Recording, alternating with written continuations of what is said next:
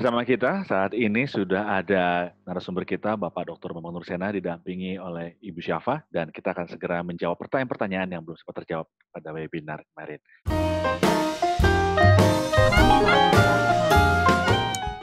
Apakah ada atau tidak ada paralelisasi antara Allah Tritunggal dengan Allah Subhanahu wa Ta'ala dalam konteks dialog teologis Kristen Islam, Mbah?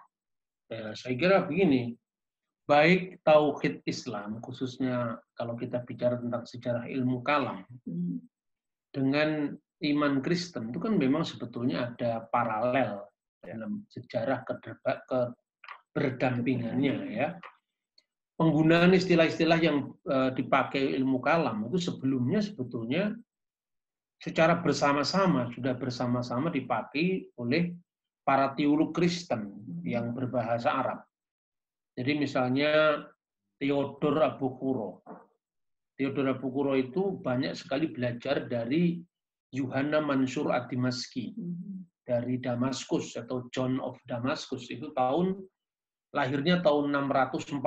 Jadi kira-kira kalau Nabi Muhammad itu wafat tahun 632, ya, itu kira-kira 20-an tahun kurang lebih setelah wafatnya Nabi Muhammad. Jadi peristiwanya dekat sekali. Tapi Johannes Damaskus itu belum menulis dalam bahasa Arab. Cuman banyak sekali vocabulary dalam bahasa Yunani yang itu sendiri diwarisi dari konsili-konsili gereja. Misalnya, ya, ausia di dalam bahasa Yunani itu kemudian diterjemahkan ke dalam bahasa Arab zat atau jauhar. Kata zat itu bukan zat padat, zat cair itu bukan. Ini memang sebetulnya itu adalah istilah yang dipakai bersama-sama baik itu para teolog Kristen maupun Islam.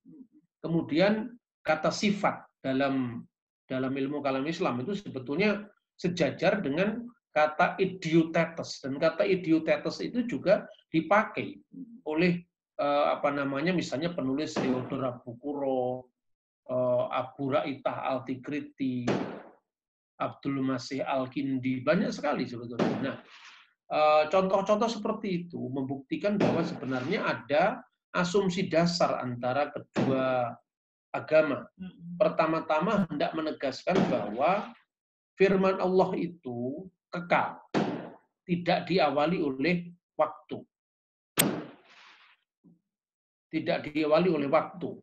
Maka dalam iman Kristen, dan aku percaya kepada satu-satunya Tuhan, Yesus Kristus, Anak Allah yang tunggal, yang lahir dari Bapa sebelum segala zaman, terang dari terang, Allah sejati dari Allah sejati, dilahirkan, tidak diciptakan.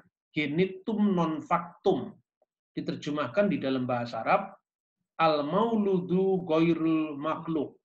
Dilahirkan, tidak diciptakan. Karena orang Kristen, kita percaya bahwa sebelum kedatangannya ke dunia, Kristus itu praeksisten, sudah ada. Bersama-sama dengan Allah, tetapi bukan menjadi Tuhan selain Allah. Sebagai firman Allah yang kekal bersama dengan Allah. Nah, sebagai firman tentu tidak diawali oleh waktu. Karena kalau firman itu diawali waktu, berarti ada waktu tertentu di mana Allah tidak ada firman-Nya. Itulah maknanya dari kelahiran ilahi Yesus Kristus. Jadi, dalam diri Allah yang satu itu, yang dikiaskan dengan Bapa, sekali lagi dikiaskan, ini bukan Bapa dalam pengertian fisik laki-laki itu bukan. Kalau Bapa diartikan fisik laki-laki, bagaimana dilahirkan dari Bapa? Secara fisik semua juga dilahirkan dari ibu. Karena memang Tuhan itu tidak beranak dan tidak diperanakkan secara fisik. Dan ajaran seperti ini sebetulnya gereja meyakini itu, bahwa anak yang lahir bukan dari darah, bukan dari daging, bukan keinginan seorang laki-laki, tapi karena dari Allah.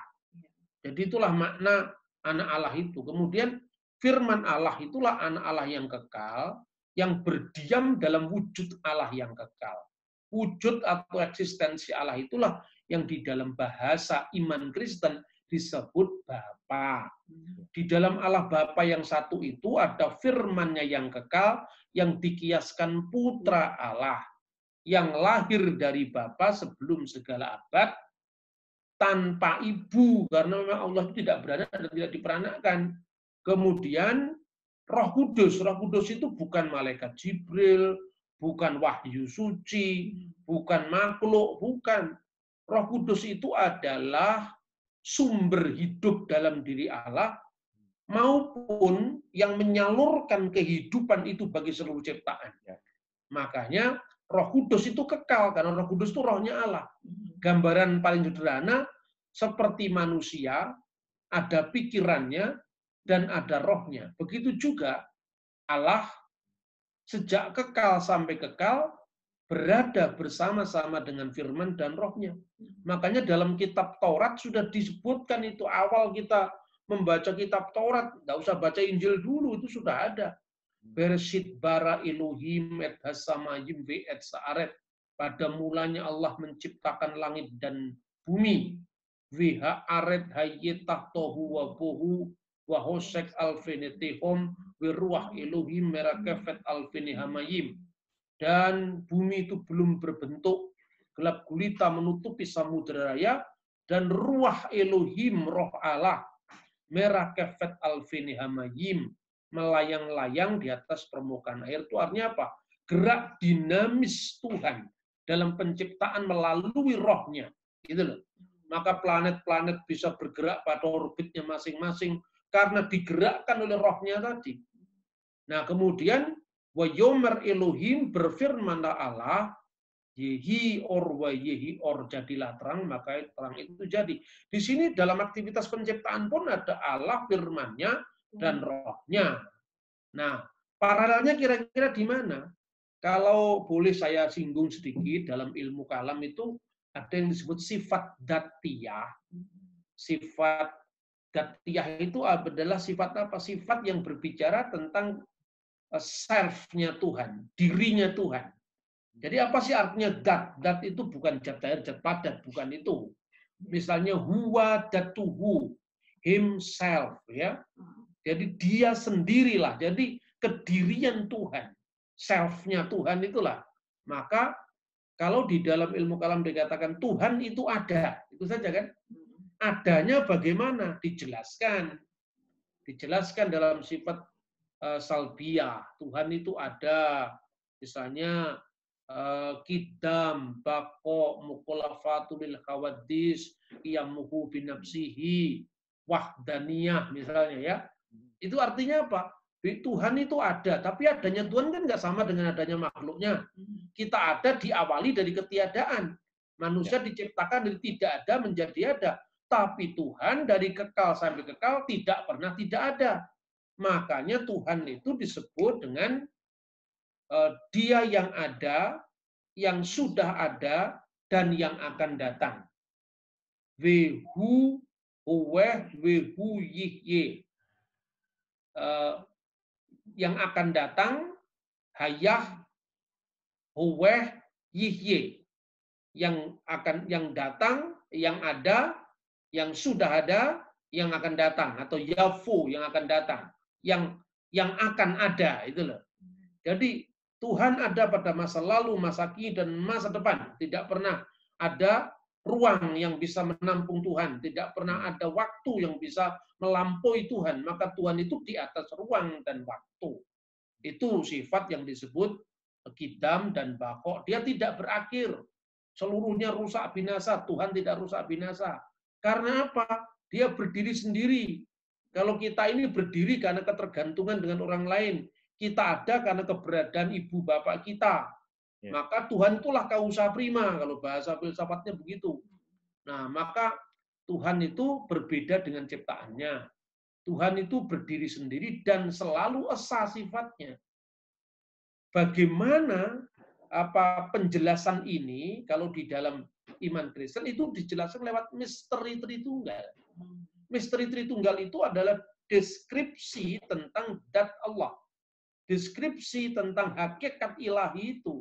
Makanya pertanyaannya, di mana paralelnya? Nah, kalau ada sifat ma'ani kalau dalam ilmu kalam Islam itu misalnya Tuhan itu bersifat kalam, ya. Tuhan itu bersifat kudrah, irodah, kalam, ya. Dia bersifat maha kuasa, dia bersifat maha berkehendak, dia bersifat berfirman, kan itu kan? Tuhan juga bersifat melihat, mendengar, ya, hidup. Itu sebetulnya deskripsinya.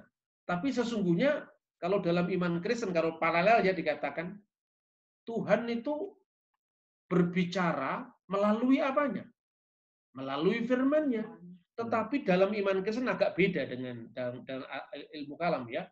Dalam iman Kristen Yesus itu bukan sekedar kalam takwiniah. Artinya firman akibat dari firman kun itu bukan. Tapi dalam iman Kristen Yesus itu sendiri sang firman itu. Nah, sang firman itu yang menyebabkan terjadinya segala sesuatu. Maka dalam iman Kristen Yesus tidak pernah disebut kalamullah. Dalam Alkitab bahasa Arab Yesus disebut kalimatullah. Maka dikatakan dalam pembukaan Injil yang keempat, ya, dikatakan fil badi'il kanal kalimah wal kalimatu kana indallah wa kana kalimatullah. Pada mulanya dan kalimah itu adalah Allah. Jadi kalimah itu kalau dalam iman Kristen, ini saya tidak bicara tentang agama lain, itu artinya logos. Logos itu artinya apa? Bukan sekedar kata-kata verbal, kalam itu tidak. Tetapi di situ ada sifat kuasa, kudrat. Di situ ada sifat kehendak. Karena apa? Apa yang difirmankannya jadi. Apa yang dikehendakinya jadi. Maka di situ ada kuasa. Ada kehendak. Dan ada kata-kata verbal, yaitu kalam. Nah sekarang, untuk menjelaskan bagaimana dengan Roh Kudus. Sekarang pertanyaannya gini. Tuhan itu maha melihat. Oke. Tuhan itu maha mendengar. Betul. Kenapa orang mendengar dan melihat? Karena hidup. Kan itu kan? Kenapa orang hidup? Karena ada rohnya. Maka dengan kita mengatakan Allah itu memiliki roh dalam dirinya yang kekal, itu sudah mengandung sifat hayat, sudah mengandung sifat berbicara, sudah mengandung sifat melihat, mendengar. Itu kan ciri-ciri hidup. Nah, hidup itu karena apa? Ada roh di dalamnya. Maka Tritunggal itu tidak bicara tentang keberapaan Tuhan, tapi bicara tentang kebagaimanaan hakikat Tuhan itu. Itu sebanding dengan sifat dzatiyah. Nah, masalahnya apa? Masalahnya orang itu sendiri itu terlalu awam juga. Nanti kata dzat dipikir orang Islam nyembah zat, itu kan fitnah terhadap agama Islam. Nggak boleh kita. Kalau nggak ngerti, diam aja lah, jangan ngomong. Ya toh? Terus zat dipikir, Tuhan kita itu roh, tapi kalau Tuhannya agama lain itu zat itu kan 3, zat padat, zat air, zat itu kan fisika itu. Ini nggak ada urusannya dengan fisika ini. Makanya belajar sejarah gereja supaya kita jangan awam-awam sekali lah. Saya kira itu paralelnya.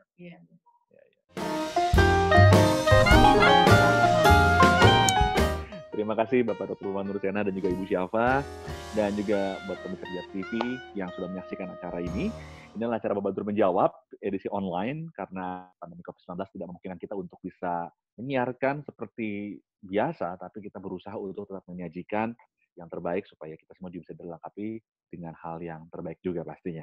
Anda bisa mengikuti webinar Pijar TV setiap hari Kamis. Ya, setiap hari Kamis itu jam 7 malam kita selalu mengadakan webinar. Dan Bapak Ibu Saudara sekalian bisa di nomor telepon yang tertera di layar, atau Bapak Ibu juga bisa daftarkan diri Anda melalui link bit.ly/dialog lintas iman, ya. bit.ly/dialog lintas iman.